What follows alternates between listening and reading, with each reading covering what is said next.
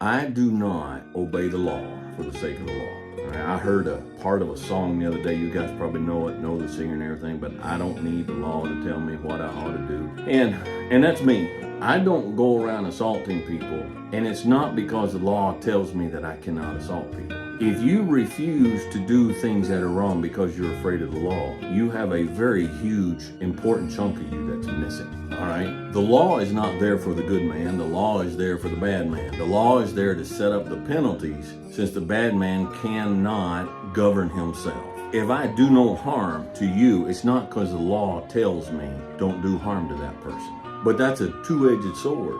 If I'm walking downtown with my wife and someone disrespects my wife, and I don't mean just the mumbles they go by or something, but I mean seriously, I'm in another aisle and she's in this aisle and I come around the corner and there's a problem. If the law is not what keeps me from doing harm to someone who doesn't need harm, then the law is not going to keep me from doing harm to someone that I judge needs to be dealt with. I do not live my life according to what the judicial system says. Now that's a really, really hard step for some people, and I think probably there's going to be a lot of you on here that have never really considered that concept, and you're going to need to chew on it for a while.